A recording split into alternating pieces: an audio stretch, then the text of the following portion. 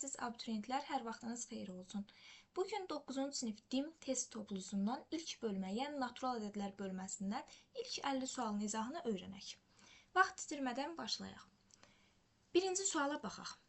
Ədədi 17-yə böldükdə natamam qismətdə 3, qalıqda isə 16 alınır. Bu ədədi tapın. Baxaq. Ədəd bilmirik nədir? Ədədi bir A ilə işarə edək. Ədədi 17-yə böldükdə ədəd, yəni A-nı 17-yə bölək. Natamam qismətdə 3, qalıqda isə 16 alınır. Bu zaman A-nı tapmaq üçün ilk öncə bir düstura baxaq. Məsələn, A bölü B bərabərdir C, qalığı da bir R ilə işarə edək. Biz burada adətən A-nı tapmaq üçün B-ni C-yə vurub üstünə R-i, yəni qalığı gəlməliyik. İndi burada da A-nı tapmaq üçün 3 vur 17, üstünə də 16-nı gələcək. 17-ni 3-ə vuranda 51, 51-in də üstünə 16 gələndə 67. Yəni cavab oldu D variantı. İkinci sualda eyni bu qayda ilə həll edirik. Yəni yenə ədədə bir A deyək. Yəni A hansısa bir məhsuldur. Siz istəyirsiniz X, Y, yəni başqa bir məhsulla da işarə edə bilərik. A-nı bölürük 19-a, deyir çünki 19-a böldükdə. Və natamam qismətdə 3, qalıqda 14 alınır. Yenə eyni eləyirik. A bərabərdir 19 vurulsun 3, üstə gəl 14. 19-u 3-ə vuranda 57, 57-nin də üstünə 14 gələndə 71. Cavab oldu Y variantı. İndi gəlin 3-cü suala baxaq. Ədədlərdən hansı 18-ə qalıqsız bölünür? Bu bölünmə əlamətlərinə aid olan bir qaydadır. Yəni, ədədin 18-ə qalıqsız bölünməsi üçün həmin ədədin 2-yə və 9-a qalıqsız bölünməsi lazımdır. Amma niyə 2-yə və 9-a? Belə bir qayda var ki, məsələn, 18-ə qalıqsız bölünməsi üçün 2 vur 9 18 eləyir. Eyni zamanda 2 ilə 9 qarşılıqlı sadə ədəd olmalıdır. Yəni ki, 3 vur 6 niyə olmadı? Çünki 3 ilə 6 qarşılıqlı sadə ədəd deyil. Buna görə də 2 vur 9, yəni ki 18-ə qalıqsız bölünməsi üçün həmin ədədin eyni zamanda 2-yə və 9-a qalıqsız bölünməsi lazımdır. İndi 2-yə bölünmə əlamətində biz öyrənmişik ki, ədəd cüt ədəd olmalıdır. Yəni sonu 0, 2, 4, 6, 8 ilə bitməlidir. Amma 9-a bölünməsi üçün ədədin rəqəmləri cəminin 9-a bölünməyi lazımdır. İndi məsələn A variantına baxaq. 84111. Öncə 2-yə bölünmə əlamətinə baxaq, ödənmir. Çünki ədəd tək ədəddir, sonu 1 ilə bitir. Deməli, A variantı olmaz. B variantına baxaq, sonu 4 ilə bitir. Bu ola bilər. C variantı sonu 4 ilə bitir. Bu da ola bilər. Çünki ədədlər cütdür. D variantında ola bilməz. Çünki sonu 5 ilə bitir. Bu ədəd 2-yə bölünməyəcək. A və D variantı getdi. Y variantında isə sonu 5 ilə bitir. Burada da eyni zamanda ədədin sonu 0, 2, 4, 6, 8 ilə bitməlidir ki, ədəd 2-yə qalıqsız bölünsün. Amma burada 2-yə bölünmür deyə 18-ə də bölünə bilməz. Deməli, B və C variantlarından biri bizim cavabımız olacaq. İndi B variantına baxaq. 74374. Burada 7, üstə gəl 4, üstə gəl 3, üstə gəl 7, üstə gəl 4. Bizə nəyi verir? 14-ü. 14 isə 9-a qalıqsız bölünə bilmir. Buna görə də digər varianta baxaq.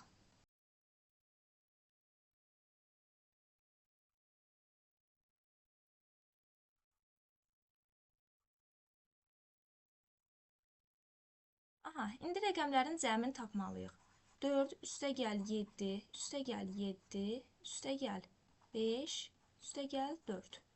18-in üstünə 9 gələndə 27 eləyir, 27 9-a bölünəndə 3 eləyir. Və bu ədəd eyni zamanda sonu 4 ilə bitdiyi üçün 2-yə də qalıqsız bölünür və cavab olur C variantı. İndi gəlin 5-ci suala baxaq.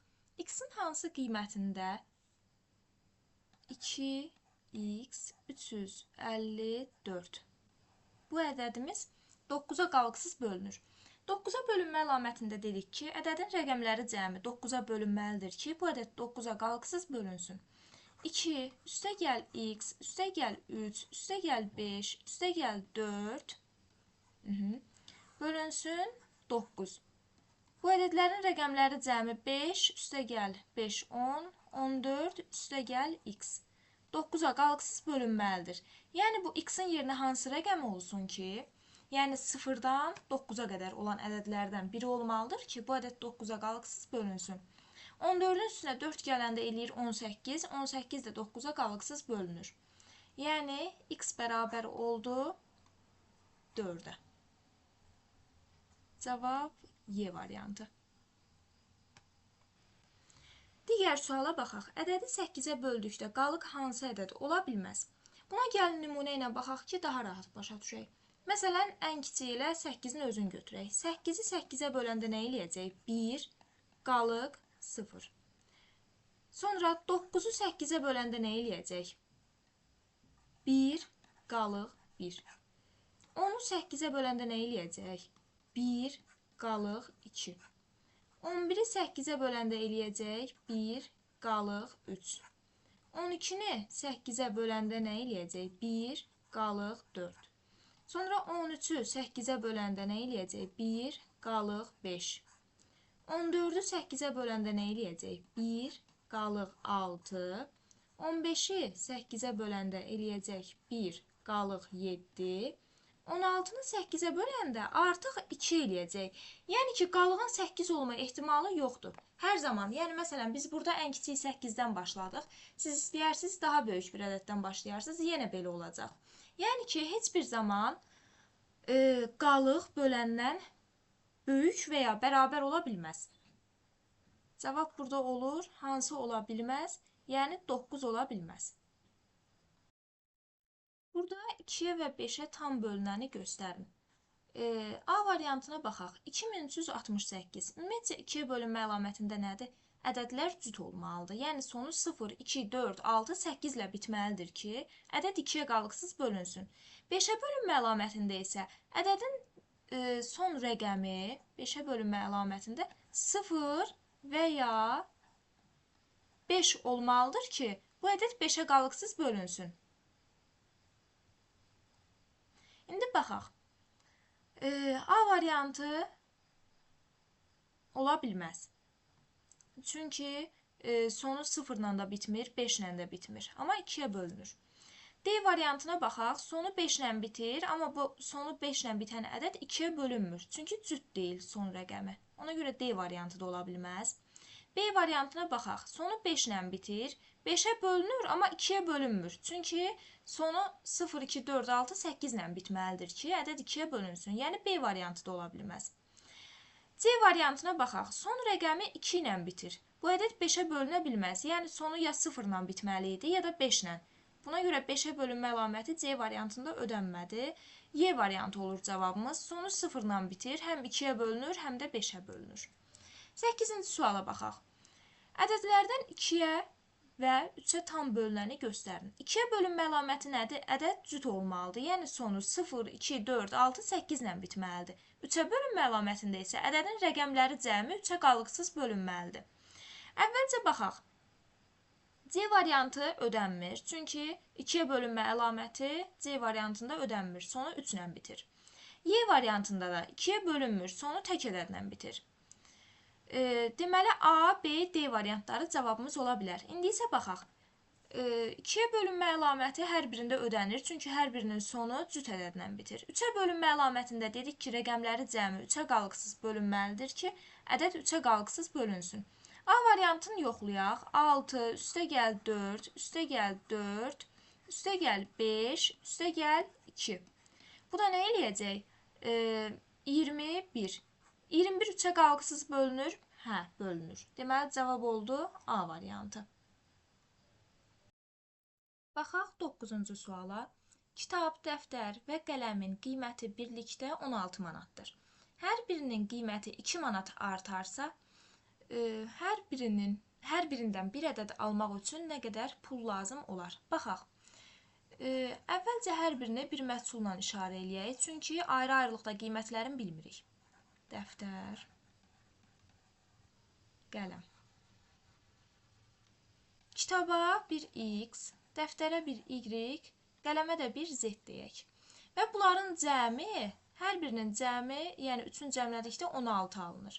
Yəni X plus Y plus Z bərabərdir 16-ya. İndi hər birinin qiyməti 2 manat artdı. Yəni kitabın qiyməti oldu x üstəgəl 2, dəftərin qiyməti oldu y üstəgəl 2, qələmin qiyməti oldu z üstəgəl 2. Yeni qiyməti tapmaq üçün bunların hamısını toplayaq. X üstəgəl 2, üstəgəl y üstəgəl 2, üstəgəl z üstəgəl 2 bərabərdir. X plus y plus z üstəgəl 2'ləri toplasaq 6 eləyir. 2 üstəgəl 2, 4 üstəgəl 2 eləyəcək 6 bərabərdir. Biz burada görmüş olduq ki, x üstəgəl y üstəgəl z bunların cəmini biz yuxarıda 16 bilirdik. 16'nın da üstünə 6 gələndə eləyir 22. Yəni cavab oldu 22 manat pul lazımdır. Y variantı. Baxaq 10-cu suala. Ədədlərdən neçəsi təkdir? Ədədin tək olması üçün sonu 1, 3, 5, 7, 9 ilə bitməlidir və ya ədəd 2-yə qalıqsız bölünə bilməz. 2-yə qalıqsız bölünə bilməyən ədədlər tək ədədlərdir. Yəni 2-yə qalıqla bölünür. 22 cütdür, sonu 2 ilə bitir, 22 olmaz. 55, 63, sonra 303, 399. Nə qədər oldu? 4 dənə D variantı. Ədədi 7-yə böldükdə qalıq hansı ədəd ola bilməz? Digər yuxarıda işlədiyimiz sual kimi. Baxaq, yenə eyni qayda ilə. 7 böl 7 eləyir 1, qalıq yoxdur, 0. 8 böl 7, 1, qalıq 1. 9 böl 7, 1, qalıq 2. 10 böl 7, 1, qalıq 3. 11 böl 7, 1, qalıq 4. 12 böl 7, 1, qalıq 5. 13 böl 7, 1, qalıq 6. 14 böl 7 artıq 2 eləyəcək. Qalıq qalmır.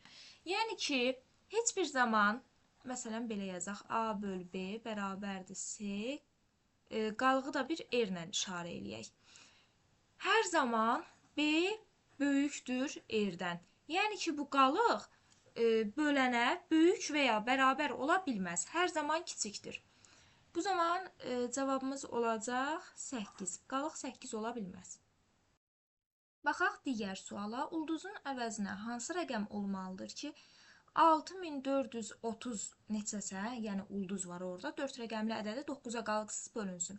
9-a qalıqsız bölünmə əlamətində demişik ki, ədədin rəqəmləri cəmi 9-a qalıqsız bölünməlidir ki, ədəd 9-a qalıqsız bölünsün. Yəni 6 üstəgəl 4 üstəgəl 3 üstəgəl ulduzun əvəzinə bir x yazaq, bölünsün 9. Bu nə edir? 13 üstəgəl x 9-a qalıqsız bölünməlidir. Yəni x-in əvəzinə hansı rəqəm olmalıdır? 5. Qoysaq 18 eləyəcək. 18 də 9-a qalıqsız bölünəcək. Yəni x nə olacaq? 5. Cavab oldu C variantı. Digər sualda da ulduzun əvəzinə hansı rəqəm olmalıdır ki, 5000 ulduz, sonra 62. 4 rəqəmli ədədi 9-a tam bölünsün. 9-a tam bölünmə əlamətində yenə eyni qayda. Öyrənmişik ki, ədədin rəqəmləri cəmi 9-a tam bölünməlidir ki, bu ədəd 9-a tam bölünsün. Burada da baxaq. 5 plus x plus 6 plus 2 bölünsün 9. 5 üstəgəl 6 11, 11 üstəgəl 2 13. 13-ün üstünə x gəldikdə və 9-a böldükdə 9-a qalıqsız bölünməsi ödənməlidir. Yəni x-in əvəzinə neçə olsun? 5 olmalıdır ki, ədəd qalıqsız bölünsün. 18 eləyəcək. 18 də 9-a böləndə 2. Baxaq növbəti suala. 630 ədədinin neçə müxtəlif sadə vurğu var? Ədədin müxtəlif sadə vurğularının hasili şəklində göstərməliyik. Yəni sadə vurğulara ayıraq əvvəlcə. 630-u sadə vurğulara ayıraq. Yəni ki, burada birinci 5-dən başladın, 2-dən başladın, heç bir fərqi yoxdur. Əsas odur ki, vurğuların hər biri sadə olsun. Ən kiçiyi ilə 2-dən başlayaq. 2-yə böləndə 315. Sonra 3-ə bölünür, eləyir 105. Yenə 3-ə bölünür, eləyir 35, sonra 5, sonra 7, sonra 7, 1. Yəni ki, 630 bərabərdir. 2 vur, 3-dən nə qədərdir? 2 dənə, yəni qüvvətini ona görə 2 yazıram. Vur 5, vur 7. Deyir ki, müxtəlif sadə vuruq. Müxtəlif sadə vuruq dediyi üçün 2, 3, 5, 7 bunları götürürəm. Yəni 4 müxtəlif sadə vuruğu var. Amma sadəcə sadə vuruq desəydi 1, 2, 3 və 3-dən 2 dənə olduğu üçün 5 sadə vuruq olacaqdı. Deməli, müxtəlif sadə vuruq deyəndə müxtəlifləri götürdük. Yəni 2, 3, 5, 7. 4 müxtəlif sadə vuruq var. Baxaq digər suala. Bu sualda bir-bir vurmaq da olar. Yəni vur, sonra topla, çıx. Yəni bu əməlləri ardıcıl icra eləmək də olar. Amma daha rahat yol biz burada ortaq vuruq görürük. Yəni ortaq vuruq nədir? 57 burada ortaqdır. Sonra 37 burada ortaqdır. Yəni ortaq vuruq çıxarmaqdan daha rahat həll eləyə bilərik. Misalı yazaq əvvəl. 38 vur 57, üstə gəl 42 vur 57, çıxılsın 38 vur 37, çıxılsın 42 vur 37. Baxaq, 57-ni burada ortaq vuruq çıxarıram. Gördük burada. Yəni 38 aradayı işarəndə olduğu kimi yazıram. Üstə gəl 42. Sonra çıxılsın, arada işarə çıxılsındır yazıram. 37-ni ortaq vuruq çıxarıram. Mənfi olması üçün bura 38-i müsbət yazıram. Yəni ki, müsbət 38-i mənfiyə vuranda mənfi eləyəcək. Burada isə arayı yenə toplama yazıram. Çünki müsbəti mənfiyə vuranda mənfi eləyir və aradayı işarə ödənir. 42-ni yazıram. Bərabərdir. Sonra burada da bunlar ortaq olur. Baxaq. 57 çıxılsın 37. Bunlar da ortaq çıxaranda eləyəcək 38 üstə gəl 42. Yenə yazıram olduğu kimi. 57-dən 37 çıxanda 20. 20-ni də vuracam 80-ə. Eləyəcək 1600. Cavab oldu Y variantı. Baxaq 16-cı suala. Burada da yenə eyni qayda ilə vuruq toplayıb sonra çıxa bilərsiniz. Amma ortaq vuruq çıxara da bilərik. Ortaq vuruq burada ilk ikisində 37, digərlərində isə 24 var. Baxaq, 54 vur 37. Əvvəlcə misalı yazaq. Üstə gəl 46 vur 37. Çıxılsın 54 vur 24. Çıxılsın 46 vur 24. Baxaq. İlk ikisində dedik ki, nə var? 37. 54 yox, 37. Digərlərində isə 24 var dedik. 37 ortaq vuruq çıxardıq. 54 üstə gəl 46. Niyə üstə gəl? Çünki işarə ödənməlidir. Eyni işarəni yazıram. Amma burada artıq çıxılsını yazıram. Yenə eyni işarəni yazıram. Çıxılsın. Baxaq. 54 plus 46. Niyə plus? Ona görə ki, müsbəti mənfiyə vuranda mənfi eləyir və aradakı işarə yenə ödəndi. Burada da yenə 54 plus 46, 54 plus 46 burada ortaq vuruq oldu. 24 vurulsun da burada olmalıydı, unutduq. Baxaq, 37 çıxılsın 24, yenə 54 üstə gəl 46 bərabərdir. 37-dən 24 çıxanda nə eləyir? 13. 13-ü də 54 üstə gəl 46 eləyir 100. 100-ə vuranda eləyir 1300. 1300 cavab oldu C variantı. Digər suala baxaq.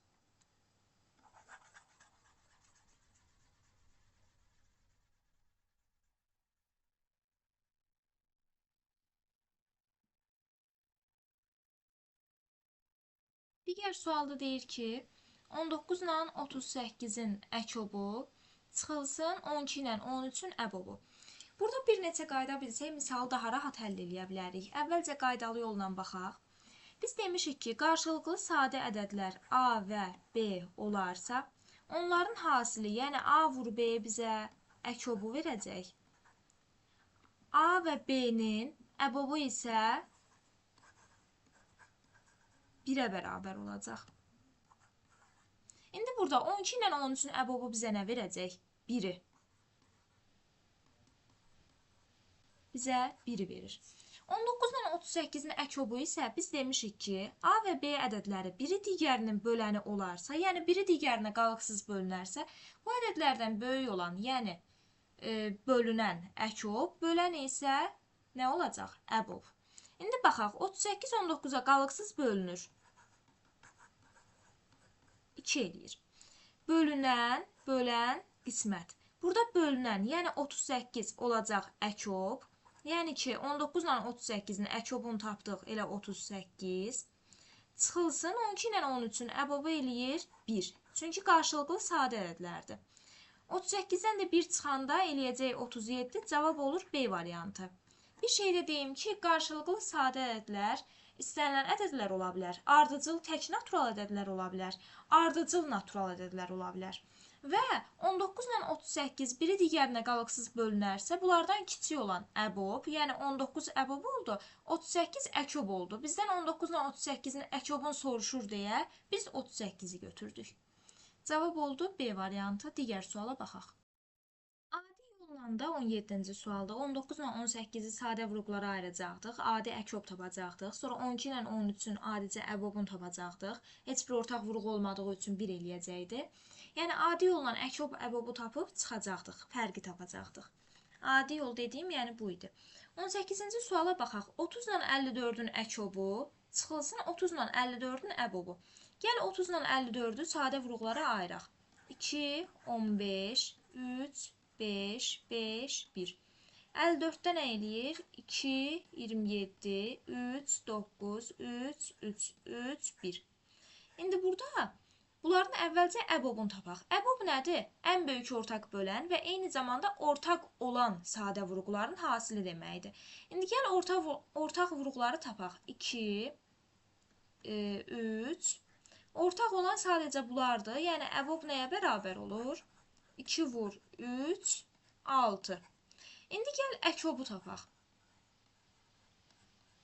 Əkobu da tapmaq üçün ədədlərdən birini seçmək lazımdır. Ya 30-u, ya da 54-ü. İndi mən 30-u seçim. Aha, 30-u seçdim. 30 vurulsun. 30-un öz içində olanların üstündən xətt çəkək. 2 var öz içində. 3 də var. Amma digər 3-lər yoxdur. Ona görə də 3-ləri gətirirəm aşağı. 3 vur 3. Nə eləyəcək? 270. Deməli, əbob oldu 6, əkob oldu 270. Bunların da fərqini soruşur, cavab eləyir B variantı, yəni 264. Baxaq digər suala. 19-cu sualda deyilir ki, bölünəni 4 dəfə azaltdıqda böləni necə dəyişmək lazımdır ki, qismət 3 dəfə artsın. Əvvəlcə bunu, yəni ki, böyütmək lazım deyil. Baxaq. A böl B bərabərdir C. Qalığa da, burada qalıq lazım deyil. Sadəcə bölməməlidir onsuz da. Yəni ki, bizə neçə dəfə artıb artmamağın, azalmağını soruşur. Məsələn, 16 böl 2 bərabərdir 8. Burada 16 bölünən, 2 bölən 8 qismətdir. İndi bizə deyilir ki, bölünəni 4 dəfə azaltdıqda. İndi gəlin bunu kəsir formasında yazaq. Yəni bölmə xətti, kəsir xətti, onsuz da bölmə deməkdir. A böl B-ni bərabərdir C şəklini gəlin kəsir xətti ilə ifadə edək. A böl B bərabərdir C. İndi baxaq.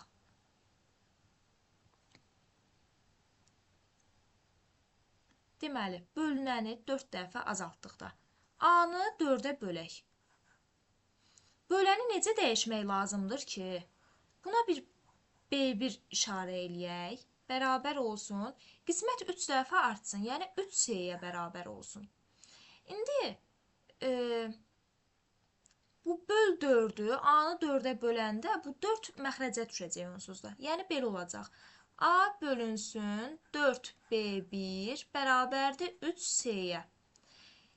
İndi belə deyə bilərik də.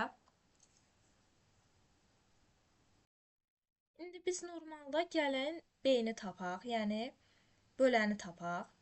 A böl C bərabər olacaq B-yə. Buradan yerini dəyişdikdə, yəni ki, B-ni tapmış oluruq.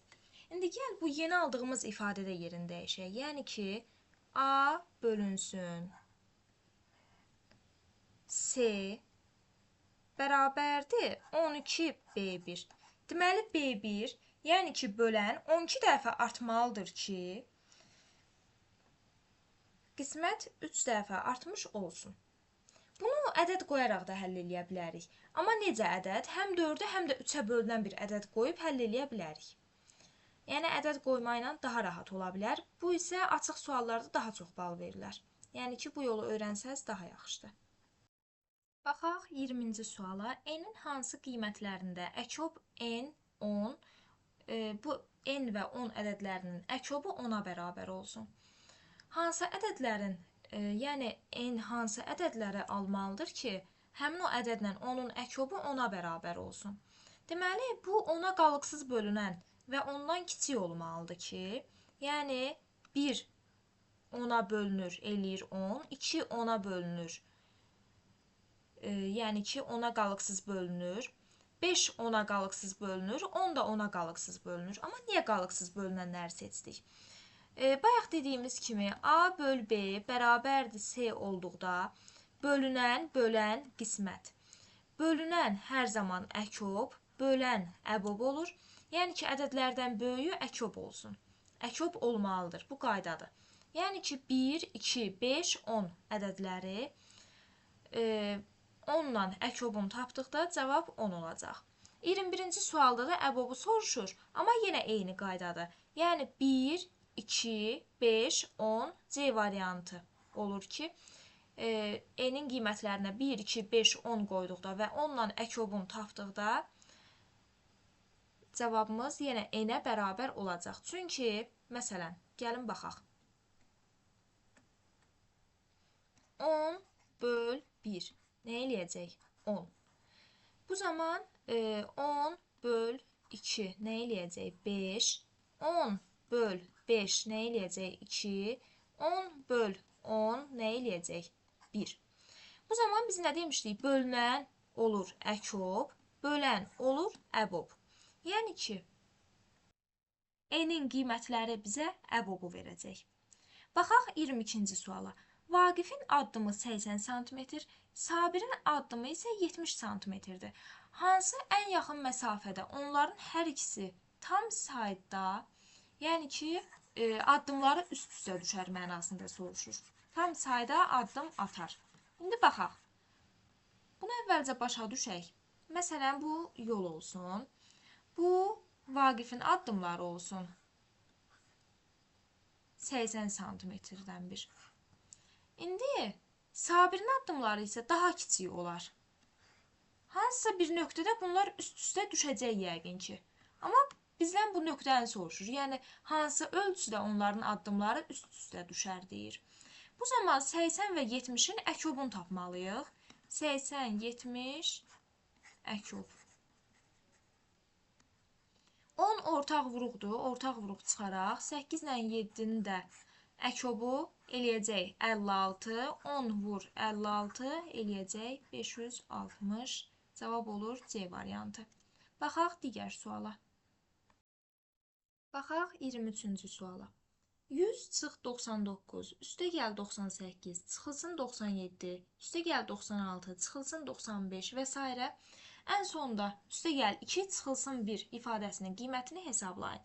Yəni 100-dən 1-ə qədər əvvəlcə çıxır, sonra toplayır, çıxır, sonra toplayır və bu ifadənin qiymətini soruşur. Bunu bir-bir həll eləsək daha uzun başa gələr. Normal həll yolu ilə, yəni daha rahat həll yolu ilə 100-dən 99 çıxanda nə eləyir? 1. 98-dən 97 çıxanda nə eləyir? 1. 96-dan 95 çıxanda nə eləyir? 1. Ən sonda 2-dən 1 çıxanda eləyir? 1. Və bizə 100-dən başlayıb 1-də bitdiyini bildirir. 100-dən 1-ə qədər nə qədər cütlük düzəldə bilərik? Yəni, nə qədər 2-2 qruplaşdıra bilərik? 50 sayda olacaq. Və hər birinin qiymətinin 1 olduğu bizə məlumdur. Çünki 100 çıx 99, 98 çıxılsın 97, 96 çıxılsın 95. Bunların hər biri bizə 1 qiymətini verir. Və hər birinin qiyməti 1 olmaqla 50 cütlüyümüz var. Deməli, 50-ni 1-ə vuracaq, cavab olacaq 50. Cavab oldu D variantı. Baxaq digər suala. N bərabərdir 1 vur, 2 vur, 3 vur, 4 vur, 5 vur, 6 vur, 7 vur, 8 vur, 9 vur, 10 plus 27 ifadəsinin, yəni bu ədədin 15-ə bölünməsindən alınan qalığı bizdən soruşur. Burada ədədin sonu, yəni ədəd neçə olur olsun, sonu 0 ilə bitəcək, çünki 10-a vurma var. Və sonu 0 ilə bitən hansısa bir ədədin üstünə 27 gələndə sonu artıq 27 ilə bitmiş olacaq. Yəni ki, ədəd x, y, z, k, n, amma sonu 0 ilə bitir. Və sonu 0 ilə bitən ədədin üstünə 27 gəldikdə sonu 27 ilə bitmiş olacaq. Və bu ədədi 15-ə böldükdə 27 böl 15, yəni son 2 rəqəmini götürürük. 1, qalıq da eləyir 12. Bizdən qalığı soruşur, cavab olur 12. Baxaq digər suala. Burada da eyni qayda ilə 1 vur, 2 vur, 3 vur, 4, 5, 6, 7, 8, 9, 10 bunların hər birini vurur və üstünə 32 gəldikdə bu ədədin 18-ə bölünməsindən alınan qalığı bizdən soruşur. Yenə də ədədin sonu 0 ilə bitəcək və üstünə 32 gəldikdə, yəni sonu 32 ilə bitmiş olur və bu ədəd 18-ə qalıqsız bölünür. Amma üstünə 32 gəlməzdən öncə. Bunu necə bildik? 18-ə bölünmə əlaməti nə idi? 2 və 9. Bunun da içində 2 və 9 vurğuları olduğu üçün bu ədəd 18-ə qalıqsız bölünür. Yəni 18-ə qalıqsız bölünən bir ədədin üstünə 32 gəldikdə, deməli 32-ni 18-ə bölməliyəm ki, mən qalığı tapmış olum. 32-ni də 18-ə böləndə 1 qalıq eləyir 14. Cavab olur A variantı. Baxaq 26-cı suala. Bu sualda deyilir ki 4 plus A plus B plus 7 ədədi 3-ə bölünür. Ədədin 3-ə bölünmə əlamətində də biz öyrənmişik ki, ədədin rəqəmləri cəmi 3-ə tam bölünməlidir. Deməli, bu ədədin 3-ə bölünməsi üçün rəqəmləri cəminin 3-ə bölünməyi lazımdır. 9 üstə gəl 7, 16, üstə gəl A, üstə gəl B, bölünsün 3. 16-nın üstünə A ilə B-nin cəmi neçə olmalıdır ki, bu ədəd 3-ə bölünsün? Baxaq, 16-nın üstünə elə variantlarla gedə bilərik daha rahat. 16-nın üstünə 8 gələndə eləyir 24, 24 ola bilər. Amma bizdən ola bilməzi soruşur. A variantı olmaz. 16-nın üstünə 2 gələndə eləyir 18, 3-ə bölünür, bu da olmaz. 16-nın üstünə 9 gələndə 25, 25 3-ə bölünmür, deməli cavab oldu C variantı. Baxaq 27-ci suala. 2A, 2A, 3, B, 8. Bunun rəqəmləri cəmi 3-ə tam bölünməlidir ki, ədəd 3-ə bölünsün. Bölünmə əlamətlərində qayda budur. 3-ə böldükdə nə eləyəcək? 5 üstə gəl 8, 13. 13-ün üstünə nə gələk ki, 3-ə bölünməsin. Ola bilməz deyir çünki. 13-ün üstünə 8 gələndə eləyir 21, 21 3-ə bölünür. 13-ün üstünə 5 gələndə 18 bölünür. 13-ün üstünə 7, 20, 23-ə qalıqsız bölünmür. Deməli, cavab C variantı. Baxaq 28-ci suala. Burada A bərabərdir 6 vur 15 vur 21. Bu ədədi elə sadə vurğuların hasili şəklində göstərə bilərik. 6 nə deməkdir? 2 vur 3 sadə vurğular şəklində. 15 nə deməkdir? Sadə vurğulara ayırsaq 3 vur 5 olur. 21 nə olur? 3 vur 7. Bunu da müxtəlif sadə vurğuların soruşduğu üçün 2, 3, 5, 7. 4 müxtəlif sadə vurğumuz var. Cavab olur A variantı. Sonra baxaq 29-cu suala. 6 vur 8 vur 35. A bərabərdir 6 vur 8 vur 35. 6 nə olacaq? 2 vur 3. 8 nə olacaq? 2 vur 2 vur 2. 35 nə olacaq? 5 vur 7. Yenə də müxtəlif sadə vurğuları soruşduğu üçün 2, 3, 5, 7, 4 dənə. Y variantı. Baxaq 30-cu suala. 30-cu sualda deyilir ki, bölünən 15 dəfə artırıldı. Qismətin 5 dəfə artması üçün böləni necə dəyişmək lazımdır? Baxaq, A bölü B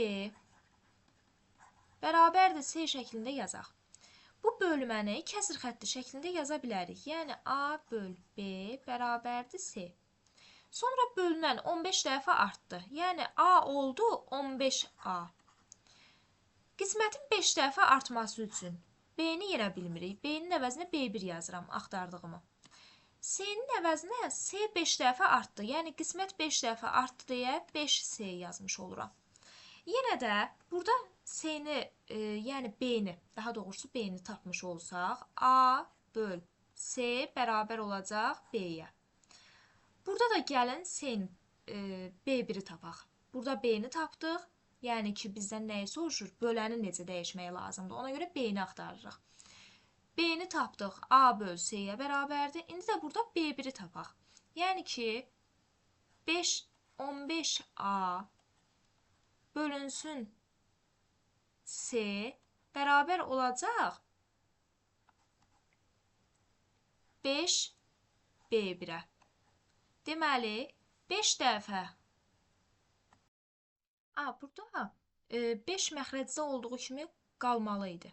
Çünki dedik ki, biz B1-i tapanda, yəni B-ni tapanda necə A-nı C-yə böldük?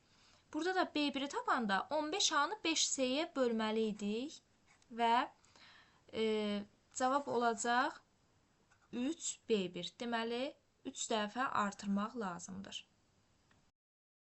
Baxaq 31-ci suala. A ədədi B ədədinin böləni olarsa, əbob AB-ni tapın. Yəni, bu iki ədədin əbobunu tapmağa soruşur. Bir ədəd digərinin böləni olarsa, məsələn, 15 bölünsün 3 bərabərdir 5. Bölünən, bölən. Yəni ki, A ədədi B ədədinin böləni olarsa, yəni bizdən B böl A bu vəziyyətdədir. Deməli, B böyükdür, bölünəndir, A böləndir. Yəni, kiçik olan A-dır. İndi bizdən bu iki ədədin əbobunu soruşur. Biz də demişik ki, əbob kiçik olana, yəni nəyə bərabərdir? A-ya. Cavab oldu B variantı. A və B müxtəlif sadə ədədlər olarsa, əbob AB-ni tapın. Müxtəlif sadə ədədlər dedikdə, deməli, bunlar qarşılıqlı sadə ədədlərdir. Qarşılıqlı sadə ədədlərin əbobu nəyə bərabərdir? 1-ə, əkobu onların hasilinə. A ədədi B-nin böləni olarsa, əkob AB-ni soruşun. Yenə eyni qayda B bölü A şəklindədir və bizə deyir ki, bunların əkobunu soruşur. Əkobu da böyük olan, yəni bölünəndir. Deməli, AB-nin əkobu B-yə bərabərdir, elə B variantı. 34-cü suala baxaq. A və B qarşılıqlı sadə ədədlər olarsa, əkobu soruşur. Əkob onların hasilinə bərabər olacaq. Deməli, Y variantı. 35-ci suala baxaq. Təkliflərdən hansı doğru deyil? A. Tək ədədlə cüt ədədin hasili tək ədəddir. Baxaq. Tək, məsələn, 3 götürək, cüt 4 götürək. Bunların hasili 12. Tək ədəddir deyir. Deməli, tək olmadı. Ona görə də cavab olur A variantı. Doğru deyil. Baxaq 36-cı suala. Təkliflərdən hansı həmişə doğru deyil? Yəni, bəzən doğru ola bilər, bəzən yox. A variantına baxaq. Tək ədədlərin hasili tək ədədlərdir. Məsələn, 3 vur 5 eləyir 15. Bunlar təkdir və hər zaman bu da doğrudur. B-yə baxaq. Cüt ədədlərin cəmi cüt ədəddir. Məsələn, 4 üstəgəl 6 eləyir 10 və bu hər zaman ödənir. Yəni, başqa nümunə ilə də bu iki A və B variantının doğru olduğunu bilə bilərsiniz. C variantına baxaq. Hər biri 5-ə bölünən natural ədədlərin cəmi də 5-ə bölünür. Baxaq, hər biri 5-ə bölünən, yəni 5 üstəgəl 10 üstəgəl 15 nə eləyəcək bunların cəmi? 30. Yəni bunların cəmi də 5-ə bölünür. 30 da 5-ə bölünür. 6 eləyir. Deməli, C variantı da ödəndi. D variantına baxaq. Natural ədədlərin nisbəti natural ədədlərdir. Bu hər zaman ödənməyə bilər. Məsələn, 7 naturaldır. 2 də naturaldır. Amma 7 2-yə tam bölünmür. Eləyir 3,5. 3,5 natural ədəd deyil. Deməli, cavab olur D variantı. 37-yə baxaq. 60 ilə 175-in bizdən əkobun soruşur. 37-yə baxaq. 60 sadə vurğulara ayırırıq. 2, 30, 2, 15, 3, 5, 5, 1. 175 5'ə bölünər, eləyər 35. 35 də 5'ə bölünər, 7, 7, 1. Aha, əkobu soruşur. Bu ədədlərdən birini seçirəm. Məsələn, 60'ı seçim. 60'ın öz içində olanların üstündən xətt çəkirəm. Elə sadəcə 5 var. Və 60'ı vuracam. 5 vur 7'yə. 60'ı 5'ə vuranda eləyir 300. 300'ü də 7'yə vuranda 2100. Cavab oldu D variantı. Baxaq 38-ci suala. Baxaq 38-ci suala. Böləni 8 dəfə artırdıqda bölünəni necə dəyişmək lazımdır ki, qismət 3 dəfə artsın? İndi bunu A və B ilə göstərək. A böl B bərabərdir C şəklində göstərək. Bölünən, bölən, qismət. Və indi bunu kəsr formasında yaza bilərik. A kəsr xətti B bərabərdir C-yə. İndi buradan bizdən soruşur ki, bölünəni necə dəyişmək lazımdır? Yəni ki, A-nı necə dəyişmək lazımdır ki, qismət 3 dəfə artsın. İndi gəl bunu dəyişək. Böləni 8 dəfə artırdıqda A olduğu kimi, yox, bizdən A-nın dəyişməsini soruşur. Ona görə bunu A1 kimi işarələyirəm. Böləni 8 dəfə artırdıqda, yəni B-nin əvəzinə artıq 8B yazıram. Qismət 3 dəfə artsın. C-nin də əvəzinə nə yazıram? 3C. Çünki 3 dəfə artdı. İndi mən A-nı tapanda nə edəcəm? B-ni C-yə vuracam. Burada da A1'i tapmaq üçün 8B vurulsun 3C. Nə olacaq? 24BC. Əvvəl BC idi, oldu 24BC. Deməli, nə lazımdır? 24 dəfə artırmaq. Baxaq 39-cu suala. M və N tək ədədlər olarsa, ifadələrdən hansının qiyməti cüt ədəd olar? Bunların yerinə tək ədədlər qoyub, yəni qiymətlər qoyub da hesablaya bilərik. Elə ən rahatı budur. M-in yerinə 1 qoyaq, N-in də yerinə 3 qoyaq ki, kiçik olsun və daha rahat hesablayaq. M bərabərdir 1, N bərabərdir 3. İndi baxaq A variantına. M vur N, yəni 1'i 3'ə vuranda nə eləyəcək? 3. Tək oldu, A variantı deyil. B variantına baxaq. Bunların cəmi cüt olacaq, elə 4. Yəni B variantı cavabdır. 40-cı suala baxaq. M ədədinə 13 əlavə etdikdə alınan cəm 50-dən 27 vahid kiçik olarsa M ədədini tapın. Baxaq. M ədədinə 13 əlavə etdikdə alınan cəm, yəni bərabərdir nəyə? 50-dən 27 vahid kiçik. Yəni 50 çıx 27. M üstəgəl 13 bərabərdir 50-dən 27 çıxanda 23. M-i də tapmaq üçün 23-dən 13-ü çıxırıq, eləyir 10. Deməli, M-in qiyməti 10 imiş. Baxaq 41-ci suala. Həm 2-yə, həm də 3-ə bölünən ədədi göstərin. 2-yə bölünmə əlaməti odur ki, ədədin sonu 0, 2, 4, 6, 8 ilə bitsin. Deməli, D variantı olmaz. C variantı olmaz. 3-ə bölünmə əlamətində isə ədədin rəqəmləri cəmi 3-ə qalıqsız bölünməlidir. B variantında 5 üstəgəl 6 üstəgəl 0 eləyir 11, 3-ə bölünmür. B variantı getdi. Y variantına baxaq. 1 üstəgəl 6, 7, 7 üstəgəl 0, yenə 7, 7 üstəgəl 8, 15, 15 ilə 3-ə bölünür, elə cavab olur Y variantı. Baxaq 42-ci suala. Baxaq 42-ci suala. Toğrul'la Arifin 5 ildən sonra yaşlarının cəmi 29 olacaq. Onların indiki yaşlarının cəmi neçədir? Toğrul'un yaşına X deyək. Arifin yaşına Y deyək. Onların 5 il sonraki yaşı, hər birinin yaşı 5 vahid artacaq. Yəni Toğrul'un yaşı olacaq X plus 5. Arifin yaşı olacaq Y plus 5. 5 il sonraki yaşlarının cəmi 29'dur. Yəni X plus 5 plus Y plus 5 bərabərdir 29'a. X plus Y plus 10 bərabərdir 29. X plus Y bərabərdir 19-a. Deməli, X ilə Y onların indiki yaşlarıdır və bunların da cəmin 19 tapdıq. Cavab olur A variantı. Baxaq 43-cü suala.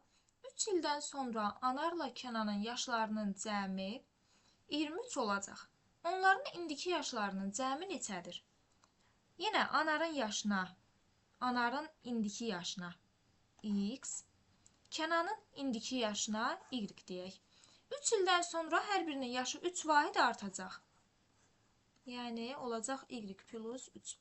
Və bunların cəmi 23 eləyir. X plus Y plus 3 plus 3 bərabərdir 23-ə. X plus Y plus 6 bərabərdir 23. X plus Y bərabərdir 17.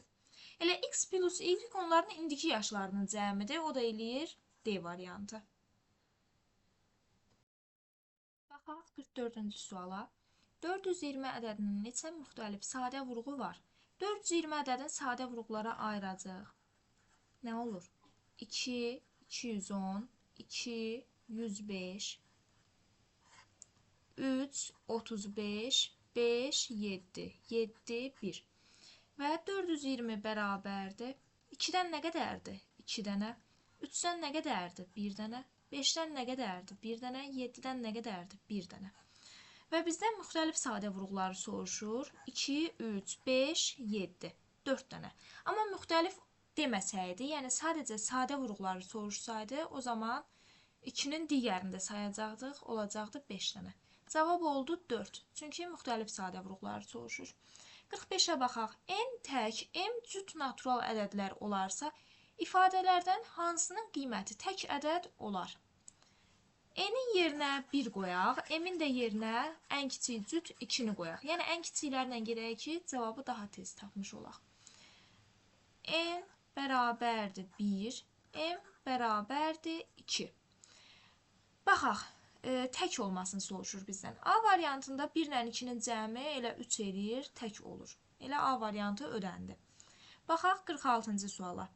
11.011 bölünsün 1001 nisbətini hesablayın. Yəni, bölmədir.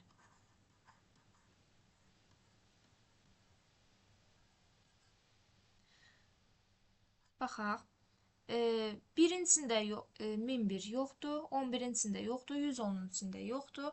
1101-cində 1001 bir dəfə, 1101-dən 1001-i çıxanda eləyəcək 100. Sonra 1-i aşağı gətirirəm. 1-i aşağı gətirəndə 1001-cində 1001 bir dəfə, deməli olacaq 11 A variantı. Baxaq 47-ci suala. Ədədlərdən neçəsi sadədir? Ümumiyyətcə bilməliyik ki, sadə ədədlər vahidə və özünə, yəni yalnız 1-ə və özünə qalıqsız bölünən ədədlərdir. Mürəkkəb ədədlər isə 1-dən və özündən başqa digər ədədlərə də qalıqsız bölünür.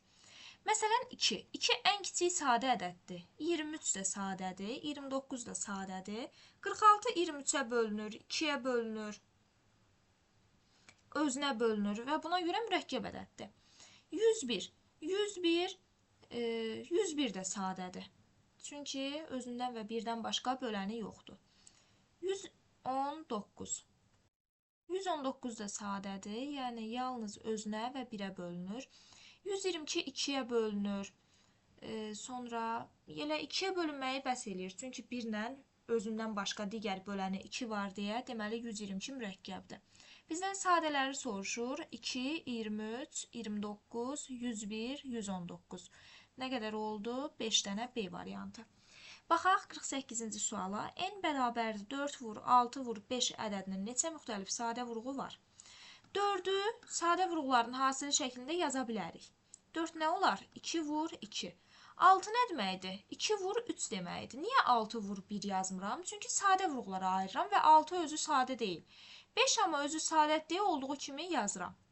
Müxtəlif sadə vurğuları soruşur. 2, 3, 5, 3 dənə cavab olur B variantı. Baxaq 49-a. Ədədlərdən neçəsi 6-ya tam bölünür? 6-ya bölünmə əlamətinə görə ədəd 2-yə və 3-ə eyni zamanda qalıqsız bölünməlidir. 2-yə bölünmə əlamətində də ədəd cüt olmalıdır. Deməli, bu cüt deyil deyə 6-ya bölünmür. Sonra 40.265. Bu da cüt deyil. Deməli, bu 2-yə bölünmür. 2-yə bölünmürsə 6-ya da tam bölünə bilməz. Ona görə bu da getdi. İndi baxaq digər 3 dənə ədədlərimizə. 32.034. Bunun 3-ə bölünməsini yoxlayaq. 2-yə bölünür. Əgər 3-ə bölünsə, deməli bu ədəd 2-yə və 3-ə bölünürsə 6-ya da bölünür. 32.034-də 3 üstəgəl 2, üstəgəl 0, üstəgəl 3, üstəgəl 4 bərabərdir. Rəqəmləri cəmi nə eləyir? 12. 12 3-ə bölünür. Hə. Deməli, 32.034 ədədi 3-ə bölünür. 2-yə də bölünür deyə, deməli bu ədəd 6-ya bölünür. İndi digərinə baxaq. 33.206. 3 plus 3 plus 2 plus 0 plus 6. Rəqəmləri cəmi nə eləyir? 14. 14 3-ə bölünür? Yox, bölünmür. Deməli bu ədəd 6-ya bölünə bilməz. 2-yə bölünür, amma 3-ə bölünmür deyə 6-ya bölünmə əlaməti ödənmədi. Sonra digər ədədə baxaq. 24.036. Rəqəmləri cəmini tapsaq, 2 plus 4 plus 0 plus 3 plus 6 nə eləyəcək? 15. 15 də 3-ə bölünür, eləyir 5. Yəni, həm 2-yə bölündü, həm 3-ə. Deməli, ədədlərdən ikisi 6-ya bölünür. 6-ya bölünmə əlaməti 2-yə və 3-ə qalqısız bölünən bütün ədədlər 6-ya bölünür. Baxaq 50-ci suala. 50-ci sualda 42 ilə 68-in əkobunu tapırıq. Sonra 42 ilə 68-in əbobunu tapıb, daha sonra fərqini tapırıq.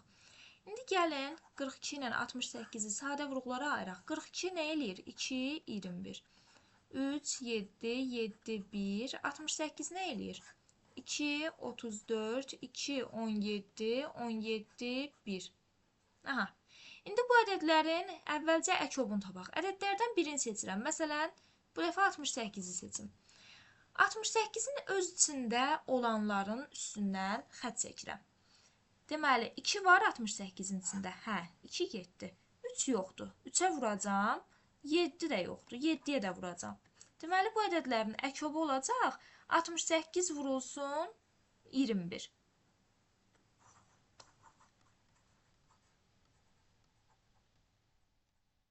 Aha, indi bu ədədlərin əbobunu tapıram. Əbobda da ortaq olan sadə vurğuların hasilidir.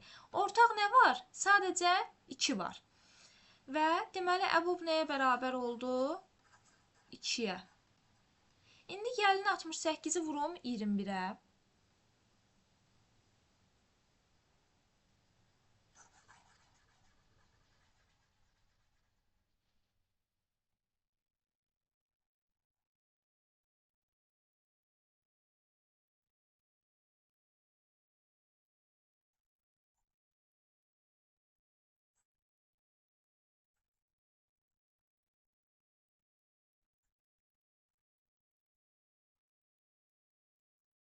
$1428. 1428-dən də 2-ni çıxsaq, yəni əbobu çıxanda eləyir 1426. Cavab A variantı. Əgər izahı bəyəndinizsə, kanala abunə olub, videonu like etməyi unutmayın. Hələlik.